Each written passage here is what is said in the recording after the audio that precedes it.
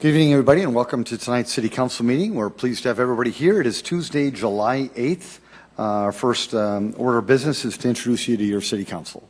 Council members Kiley. Here. Rolfing. Here. Staggers. Present. Anderson. Here. Erickson. Here. Erpenbach. Here. Jameson. Yes, here. Karski. Here. Very good. Thank you, Council. We're very, very blessed to have Senior Pastor Randall Gehring back to give our invocation tonight, our blessing. He is from Our Savior's Lutheran Church. And what we'd ask you to do is to stand for the blessing. And then after Pastor Randall is completed, we'll then have our Pledge of Allegiance. Again, Pastor Randall, welcome back. Nice to have you. Thank you very much, Mayor. It's good to be here. I'd like to share with you a reading from Psalm 65 that reminds us of the goodness of God and God's abundance. You, O God, visit the earth and water it. You greatly enrich it. The river of God is full of water. You provide the people with grain, for so you have prepared it. You water its furrows abundantly, settling its ridges, softening it with showers and blessing its growth. You crown the year with your bounty. Your wagon tracks overflow with richness. The pastures of the wilderness overflow. The hills gird themselves with joy. The meadows clothe themselves with flocks. The valleys deck themselves with grain. They shout and sing together for joy. Let's pray. O God, you provide everything we need. With all of creation, we offer our thanks, even as we seek to follow your example of generosity and grace. Give us ears to hear the cries of our neighbors. Give us eyes to see the plight of those who suffer. And give us hearts that overflow with love for all your children. Guide the work of these leaders whom you have set apart for service in this community. Be present with them in all their deliberations, and grant them wisdom, patience, faithfulness in their serving, and a passion for working for the good of all. Bless us and all your people. Teach us to value your gifts of diversity and community, and make us instruments of peace. We pray this humbly, recognizing that you are God, trusting in your perfect goodness, and relying upon your promise to provide everything we need. In your name we pray. Amen. Amen. Pledge allegiance to the flag of the United States of America and to the republic for which it stands, one nation, under God, indivisible, with liberty and justice for all.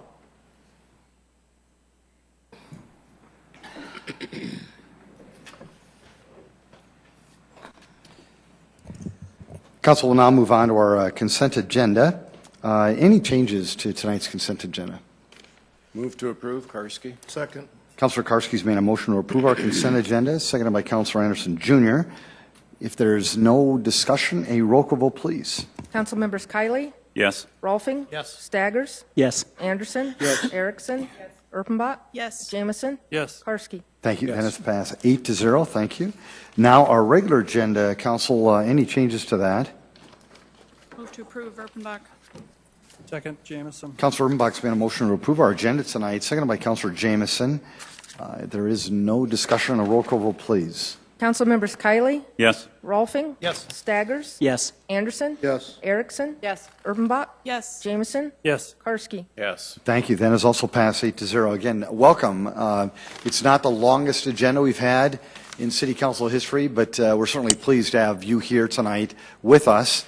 This is also an opportunity for you to engage the council on any topic that you want. All we'd ask is that you just limit your conversation to 5 minutes or less, and then if you just please introduce yourself to the people of our town.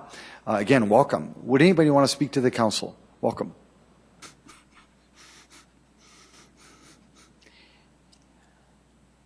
Scott Harrisman, Sioux Falls. First, want to say I was watching the informational today about the parent transit, and didn't go to any of the meetings, so I don't know a lot of the intricacies of it. But I was listening to the conversation today, You have to realize something about people with disabilities that are working. They are contributing to our society. If you take away a service from them where they can go to their job, they turn into a burden, welfare, whatever. We talk about economic impact with our entertainment facilities, but there's actually an economic impact when it comes to people with disabilities who work. And yes, it costs us money. Yes, there's deficits, just like entertainment facilities. But we much rather have these people working because they much rather they want to work. And just take that into consideration as you guys move forward. I also wanted to talk a little bit about, I saw on the consent agenda that there was over $200,000 going towards the plumbing, upgrading plumbing at the pavilion, and we're fixing the roof. Steel roofs are supposed to last between 40 and 60 years. This one lasted about 14. We're already upgrading the plumbing in the building. I followed the construction of the pavilion over the years, and it was totally gutted. It's all new. I'm just hoping, I'm not going to say that bad work was done, but you're kind of getting the assumption that bad work was done. And I'm just hoping with the event center, there's not bad work being done. That 16 years, 14 years down the road, we're running into these kind of problems. That is a $120 million facility. The pavilion was supposed to be $20 million. And what kind of problems are we going to be running into? I hope this is being watched very closely. And lastly, I wanted to talk about the 4th of July parade. I thought it was one of the best 4th of July parades we've ever had. And as I'm watching it, I'm going, wow, this is really good. And vehicle after vehicle was going by. And most of them were city vehicles that were decorated with city employees driving them. I started thinking about it later after the parade, and I go, of the one day that public employees should have the day off, shouldn't it be 4th of July? So I was thinking to myself, were they getting paid to do this? Did they volunteer? Who decorated the vehicles? Who put the gas in the vehicles? I think of 4th of July parades celebrating democracy. And I'm just curious, and I probably won't get an answer tonight, is how much money did it cost taxpayers to have that many public vehicles in the parade? We talk about the importance of a democracy. And one of the most important things of democracy is voting. And we talk about in this last municipal election how we had to have super precincts so we could save money. So one of the most important things in democracy is voting, and we need to save money on that. But entertaining the public in a parade, money is no object. I found it disappointing. And like I said, the biggest thing that bothered me, it wasn't the money. It was that these public employees had to work on 4th of July. Given maybe a couple hours, maybe they volunteered their time, but this would have been a great time for them to spend with their families, watching the parade and not participating in it. And, like I said, I don't know the answer to that question. That's why I ask it. But let's try to remember what a democracy is about and what is important in a democracy. It's about voting and having a say in what our government does, and not about ticker tape parades, entertainment facilities, bad plumbing, and stuff like that. Thank you.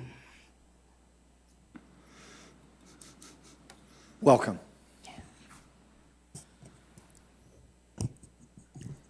Good evening, Mr. Mayor, City Councilmen and women.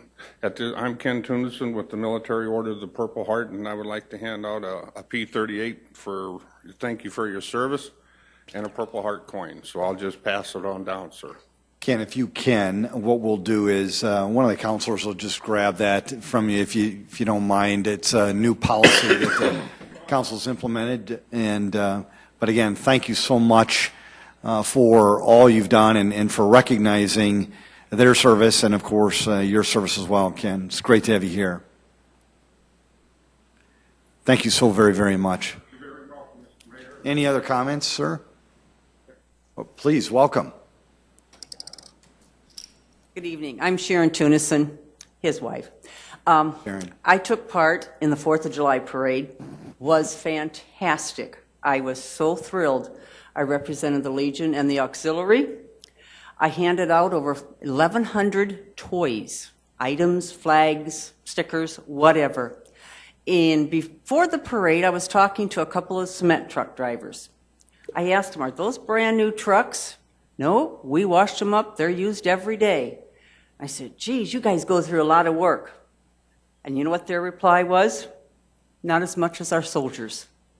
This is our payback to them. So I'm sorry, but in your comments about having them work, I don't think they'd be there if they didn't want to be. They're there because they want to be. And their families are watching with great pride, as are the soldiers' families.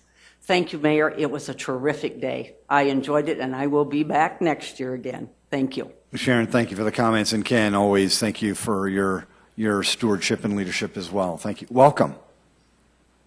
Good evening. My name is Gregory McKee. I'm originally from New York City. I'm also a Navy vet. I am a first-time dog owner of about 13 months. I've been walking my dog off-leash for a year now before I was told that it wasn't okay to do.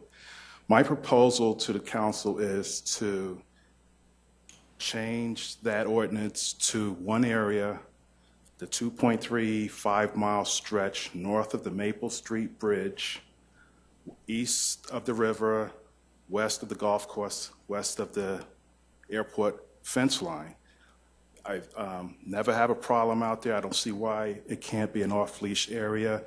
If I pass another owner with a dog, we put our dogs on the leash, and then we pass, take them off the leash, and they run. So I think it's a cheap alternative to, I mean, it shouldn't cost very much to implement something like that. I walk the 4.7 miles round trip occasionally. Not many people are going to do that, so I don't see why that area can't be utilized as a dog off-leash area. Can we get that enacted today, tomorrow? Very good. Gregory, thank you, and welcome to our town, and thank you for your testimony. We appreciate that. If I may, Mr. Mayor? Yes. If I could get him to spell his last name, please. Gregory, would you mind spelling your last name, just for the record? I think it's M-C-K-I-E. M-C-K-I-E. Thank you. Thank you again. Great. Would anybody else want to engage the council? Welcome.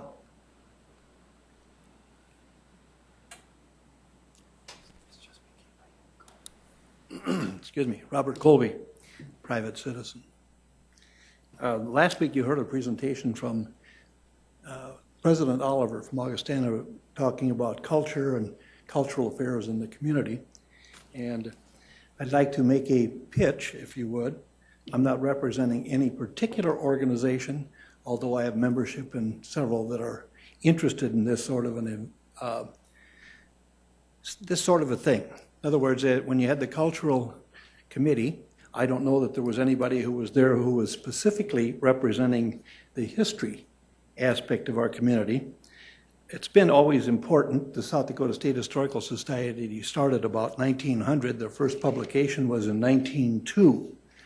The Minnehaha County Historical Society started in the 1920s when they filled in the left arm of the river. That's as you're going downstream.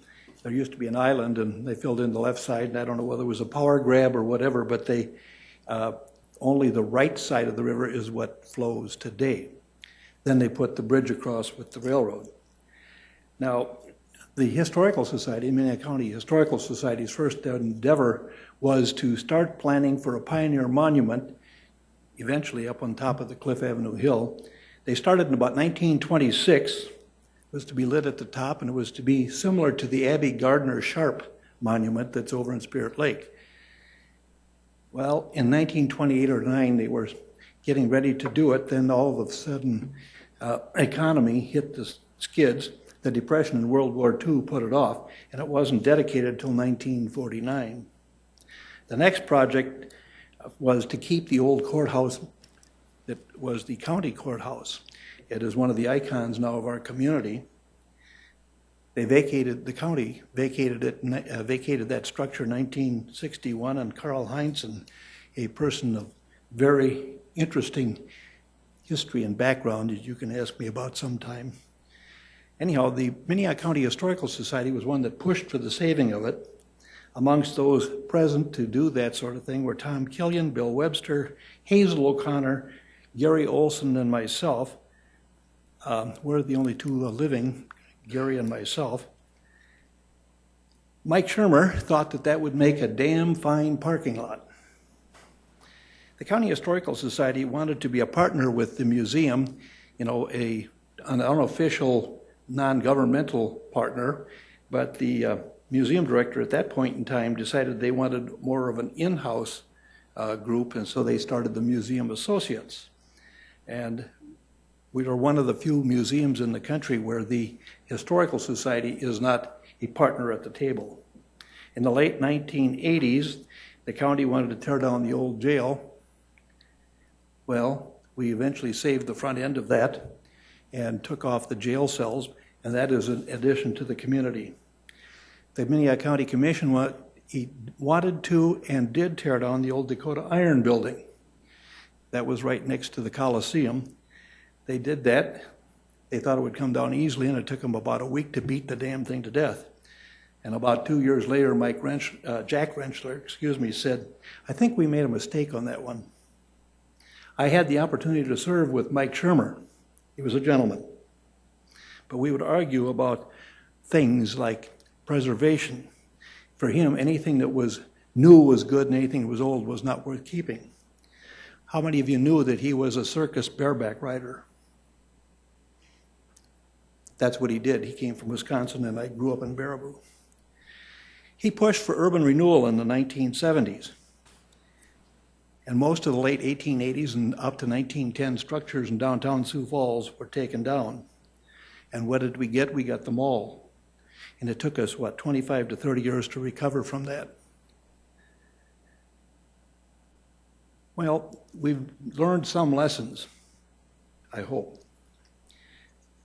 Minnehaha County bought the Coliseum, and it was my dollar.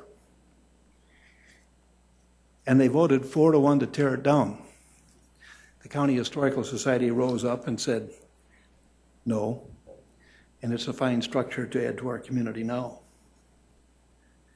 We need to do more about repurposing some of our older structures. No, we can't save everything, I realize, but we need to take consideration and make it a conscious decision rather than just haphazardly tearing down our history. People don't come to South Dakota or Sioux Falls looking for the opera, the ballet, or the avant-garde architecture. They come for what they perceive we are. They come for the cowboys, Indians, and the Old West. They come for the vastness of our state. We think we're urban, and really, we're rather rural. Our parks are mostly for the local We use athletics to attract people, and Councilman Anderson can speak to getting people here who are interested in athletic endeavors in the summer. But look at our parks, the Arboretum in the east side of the community, that has and is there because of history. McKinnon Park, that has and is there because of history. Sherman Park is there because of history. Falls Park is the reason we are here. This structure that we are in is here. It is an historic structure in the community, and it's an asset.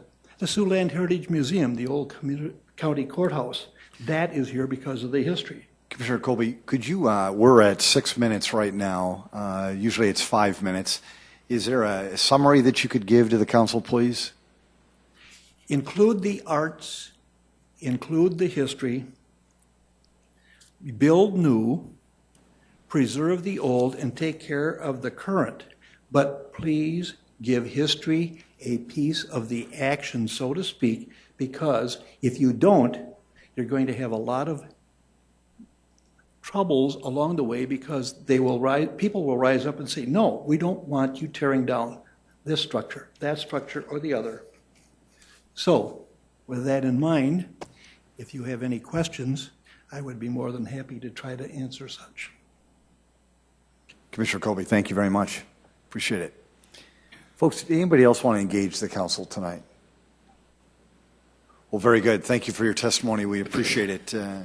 Council, I'll now leave it in your hands. We'll now move on to item number 11. A special one-day malt beverage license for the Movember Foundation to be operated at Riverdale Park, 2000 East 24th Street, for a Mustache Dash run on July 12, 2014, and to authorize publication of the notice on June 27, 2014, to set the hearing date. Jamie Palmer with licensing. I don't have anything to add, but I'm here to answer any questions if you have them. Thank you, Jamie. Move for approval, Anderson. Councilor Anderson Jr. has made a motion to approve this item, seconded by Councilor Karski. If there's no discussion, a roll call vote, please. Council members Kiley, Yes. Rolfing, Yes. Staggers, Yes. Anderson, Yes. Erickson, Yes. Erpenbach, Yes. Jameson, Yes. Karski. Yes. Thank you. That is passed 8-0. Item 12. A proposed resolution vacating the public right-of-way on South Meredith Avenue, west of West 77th Street, as shown on Exhibit A.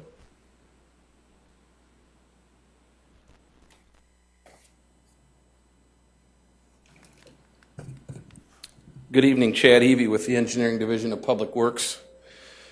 This right-of-way is south of 69th Street and east of Louise Avenue. This section of right-of-way is not improved.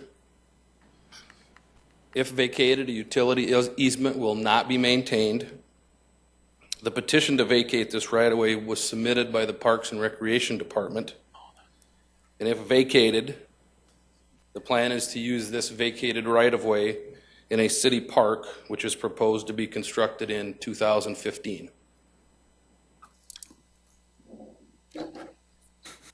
That's it, Chad? I could go on, No, but I that's won't. very good. Very good. Thank you. Thank you. Is there anyone in the audience who wanted to speak to this item? Very good. Very good. Council? Move to approve, Karski. Second, Rolfing. Very good. Councilor Karski's made a motion to approve this item, seconded by Councilor Rex Rolfing. If there is no further discussion, a roll call vote, please. Council members Kiley, Yes. Rolfing, Yes. Staggers, Yes. Anderson, Yes. Erickson, Yes. Erpenbach, Yes. Jameson, Yes. Karski. Yes. That has passed 8-0. Council, before we move to new business, I do. There's a young man in the audience. Are you here for a Eagle badge or for a Boy Scout badge or something like that?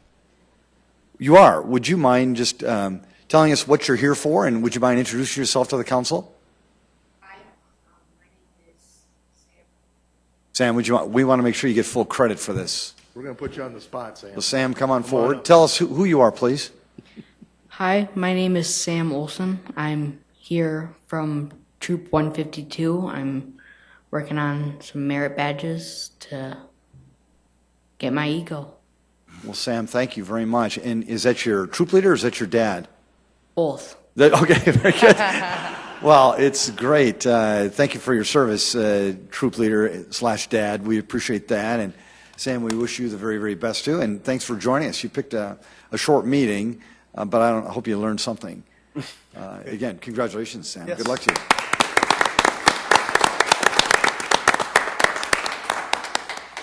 And certainly I'd like to recognize all of you in some way, but thank you for being here tonight. Is there something special that anybody's here for? Wedding anniversary or something? Or okay. Well, thank. Yeah, you may. All right, very good, very good. And Mr. McGee, again, welcome to our town. We certainly want to engage you, and there are subcommittees that we have within the council that can address a topic like yours, or of course you can work through the executive branch of the government, through the Parks Department, or through something like that. So, but again, welcome to our town. Nice to have you here. Well, Council, with that in mind, any other comments? Move adjournment, Rolfing. Very good. Second, Erpenbach. Councilor Rolfing has urged us to move on tonight, and Councilor Erpenbach has seconded that motion. All those in favor say aye. Aye. All those opposed? This meeting is adjourned. Sioux Falls. Thank you, and make it a great evening.